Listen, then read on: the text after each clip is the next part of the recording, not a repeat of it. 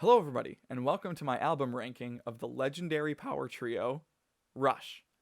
Today I'm sporting a Rush t-shirt and have my two albums of Rush, Exit Stage Left and 2112. Exit Stage Left being a compilation album and not an actual studio album, but it is good nonetheless. Um, I have not been into Rush for very long. My introduction to them was probably less than a year ago, and just listening to all of their albums in the past week and a half. So I'm very, very new to all this. I don't really have any idea of what the consensus is in the Rush community about where the albums rank or people's feelings about it. So this will be all of blind my rankings of what I listened to over the past week and a half. I think Rush is an amazing, amazing band, consisting of Geddy Lee, lead singer and bassist, Alex Lifeson, the lead guitarist, and Neil Peart, the drummer. All contributing with arranging and composing, with Neil also being the lyricist. Amazing lyrics, great, great lyrics. They have insane talent for a power trio. Like it's crazy that there's just three of them, and they put forth such amazing music. I think it's crazy. I think it's fantastic. A couple blanket statements before I keep going, because I found this throughout every album that the lyrics and the music is just in general great. For the most part, we'll get to some that weren't so great, but just as a blanket statement, the lyrics are amazing. I don't want to keep saying that every album, so the lyrics are amazing. The bass line is fantastic, and Geddy Lee, all of them are insanely talented. So just blanket statement right there, because it just is. They're a very versatile group as well. You see them changing a lot through their time as being a band, going from classic rock in the 70s to ending 70s with progressive rock to 80s like pop rock to punk to post-punk to hard rock to closer towards like a heavy hard rock, heavy metal type thing at the very end. So they go through lots of iterations of what they do, and it's crazy. They kept up with the times, but also kept to their own style, which is very, very admirable. So let us get right started with 1974, Rush, the very first album. Some of the tracks that I find specifically appealing to me and what I listen to very often are Before and After, What You're Doing, and Finding My Way. Especially Finding My Way. There is a live version from like 1974, 75-ish when it came out, and it's just, whew, that's crazy. They are crazy good. They are a band that is very, very good live. I've heard a lot of live bits of their stuff, and crazy. It's an amazing first album. Pretty much every song except for the track Taking a Friend. That one was a bit weaker for me personally. But in general, an amazing first album. It bops to me, bops pretty hard for me. Before we continue going, let me explain my tiers.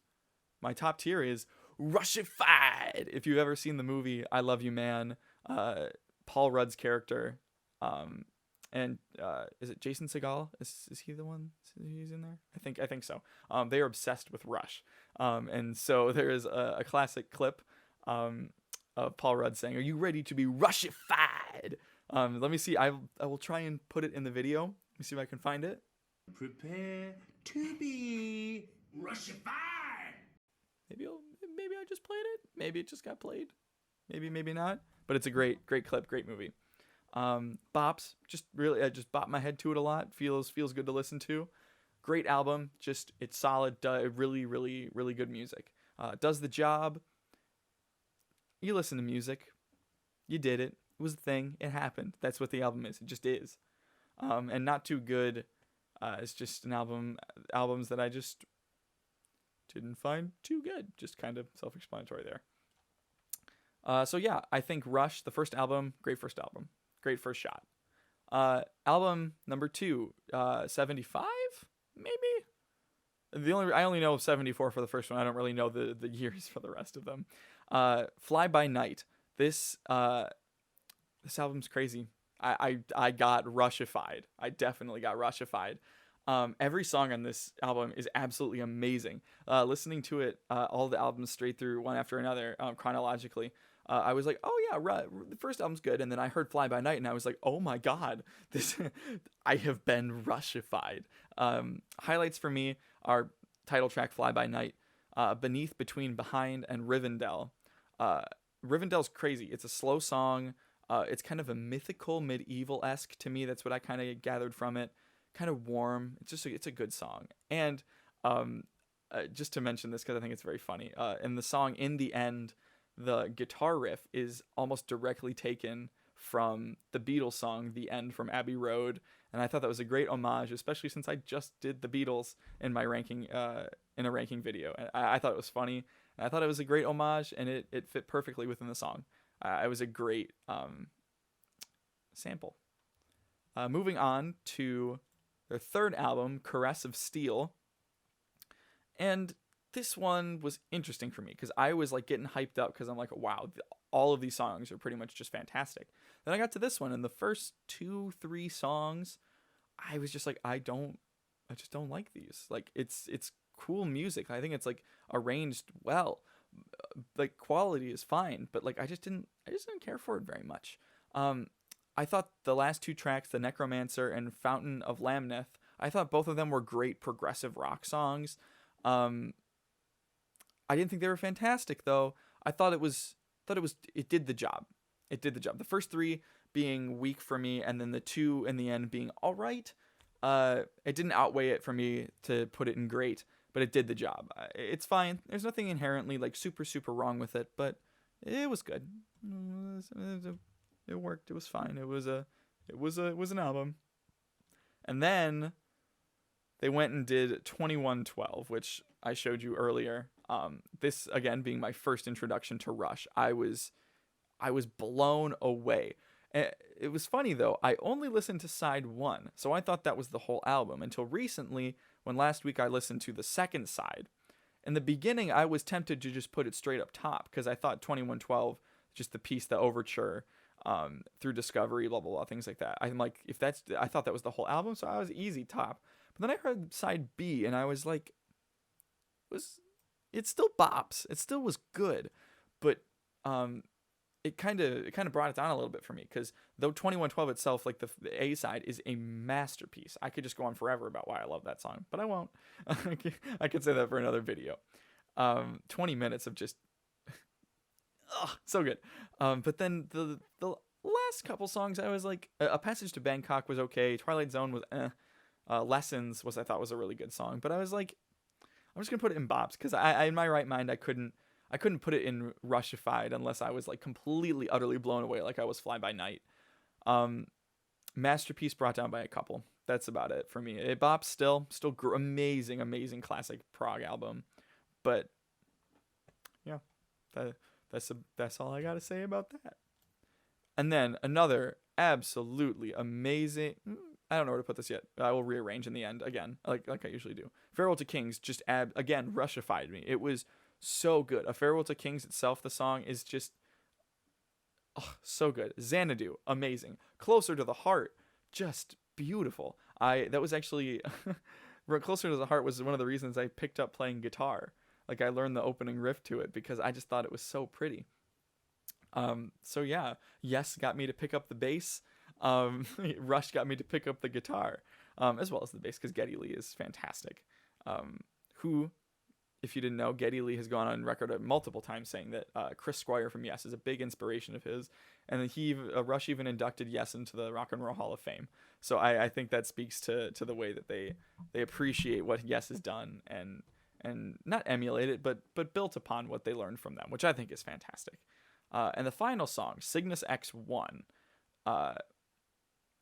it was good. It was good. I think the others being so amazing, I didn't think Cygnus X1 was bad at all. I thought it was cool, the homages and the throwbacks to 2112 riffs, but also the foreshadowing of some of the main motifs from Cygnus X2 on the next album. A bit of spoilers there, but I think it's very creative. It's amazing progressive rock and 70s rock, and it's just a nice. I just love this album. It's a great album to put on just in the background or just to listen to. Wonderful, wonderful album that Rushified me. And then here, which I think I can easily say this is probably my favorite Rush album, Hemispheres. As I was talking about Cygnus X1, here is Cygnus X2. It is it is up there. I think it is as good as the front side of 2112. I think it's a lot better than X1, but I think X2 is still X1 is still good, but X2 is fantastic. Circumstances is a really good song. I like it. I think it's the weakest on the album, but it's not bad. It's not bad at all. Then The Trees, La Via Strangiato, I think is how you pronounce that. Just wonderful, wonderful songs. Could listen to all of them nonstop. Easily top. So then moving on to, I think, was Permanent Waves in the 80s? I want to say it was in the 80s. Maybe. Spirit of Radio and Free Will are some of my favorite songs on this album. I think it's safe to say it's put in the bops. Then there's Entre Nous. It's okay. I have some issues with it. The verses I think are fantastic. The chorus isn't my favorite. But it's a good song. It's a good song. And Natural Science, I think, is a great progressive rock song. It seems like a long-form song put into 9 minutes very nicely. Great track. It bops. Great album in general. It encapsulates the range of Rush, I think, from the radio hits like Spirit of Radio and Free Will to the progressive rock areas of it, like Natural Science. Great album. Then on to Moving Pictures. Again, I think it bops. This is the first #1 that Rush ever got. It was in Canada, and I think it was, I forget what it was in the United States, but I know it was #1 in Canada. Some huge hits off this one, like Tom Sawyer and Limelight. I think those are safe to say probably some of their biggest hits. I think everyone knows Tom Sawyer. You probably know Tom Sawyer. Red Barchetta, YYZ, very good songs. I like YYZ a lot better. I love their instrumental pieces. Beautiful songs. I think it's a great album. I don't think it's as good as the rest of these. Maybe it is better than this one. I'm rearranging now. I shouldn't. I'm sorry. But great. I think there's some weaker tracks in this one, but still has some fantastic hits. Moving on to Signals. I think, let me talk about it first and then I'll decide. Subdivisions, great track. I think I liked watching the music videos to a lot of these too. I will talk about some of those because I think some of them are just very funny. Analog Kid and Digital Man, great tracks. But then there were other ones on the album. Chemistry, New World, Losing It, to name a couple. I have a lot of them written down so I can mention them by name. They're okay.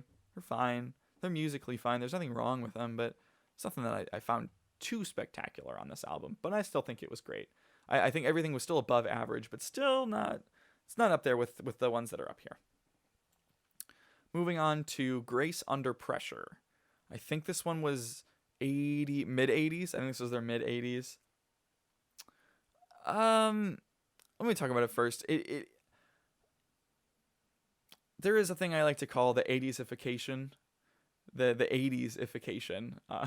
Because a lot of rock bands, for me, fell flat in the 80s. They tried to cater to the mainstream pop rock if they were like a hard rock band. And I've seen this many times with Yes, to a certain extent, but bringing it back later.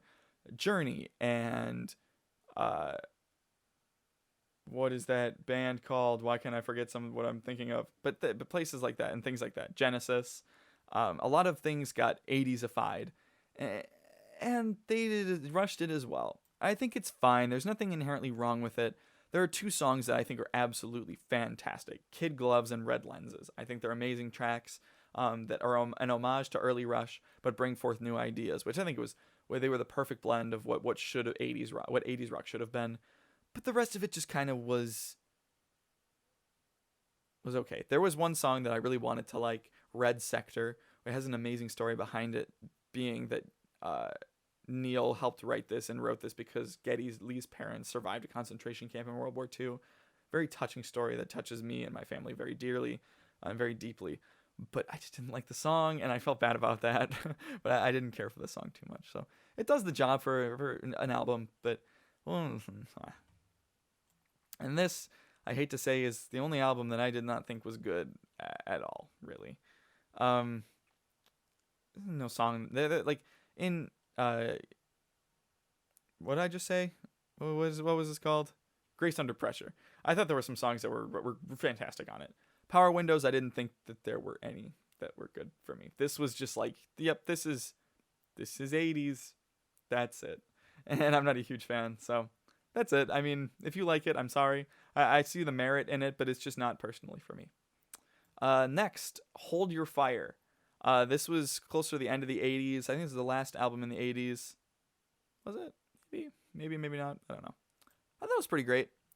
I think it was what 80s Rush should have been. They brought back their own style to it. They still had some of the very, very synthesized things that were in these two albums. That's particularly what I don't like about 80s stuff, is that it's heavily, heavily synthesized. And I don't know. Sometimes it bodes well in a composition, but sometimes it's just there to be there, and I don't like it.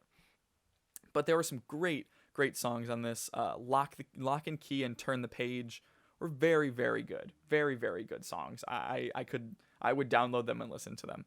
Then there were some interesting and strange ones that I thought that felt good. That were Tyshawn and High Water. Great, great pieces. Yeah, I mean, I thought it was great. It was almost does the job, but I thought that it took the things that I didn't like out of Power Windows and brought it in a new direction. I thought they did a great job with that.